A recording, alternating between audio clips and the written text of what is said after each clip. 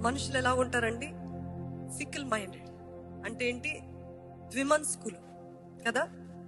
ఈరోజు మీ భార్య అంటది, ఈరోజు మీ భార్య అంటది, మీ అంత మంచోళ్ళు లేరండి కదా. ఒక ఫంక్షన్ అవుతుందో లేకపోతే ఏదో జరుగుతుందో, ఏదో గొడవ అవుతుంది, నీ ఇటువంటి దౌర్భాగ్యుని పెళ్లి చేసుకున్నాను చూడు, నా కర్మ. అంతే కదా. నిన్ననే కదా నువ్వు మీ అంత మనుషులు లేరన్నావు, ఈరోజేంటి? yesterday you loved me so much, today you hate me. That is how we people are కదా.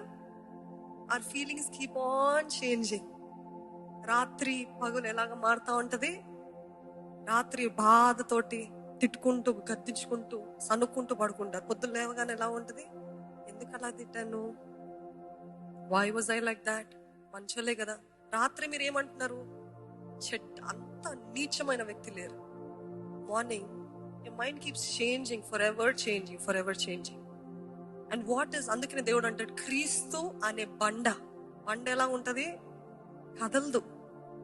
నిన్న నేడు నిరంతరము మారని దేవుడు అండి. అదే మన ధైర్యం.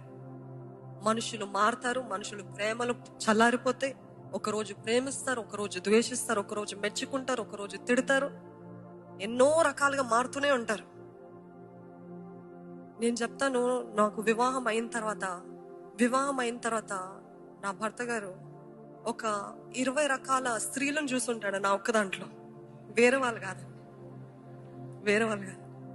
అంటే ఐ కీప్ ఆన్ చేంజింగ్ కదా. ఆ రీతిగా ఉంటాం మనం. We keep on changing. కానీ మన ధైర్యం ఏంటంటే, నా దేవుడు ఈ రోజు నన్ను ఎంత ప్రేమిస్తున్నాడో, నేను పాపిగా ఉన్నప్పుడు అంతే ప్రేమించాడు, రేపు కూడా నన్ను అంతే ప్రేమిస్తాడు. హల్లెలూయా. నిన్న నేడు మారని దేవుడు మన దేవుడు. He is a faithful God. ఈ రోజుకి ఆ కృప ఆ రోజు దేవుడు అనుగ్రహిస్తాడండి. నా వల్ల అవ్వదు అంటున్నారా? నా వల్ల కుదరదు అంటున్నారా? నాకు ఇంక ఓపిక లేదంటున్నారా? నిన్నిచ్చాడా దేవుని కృప?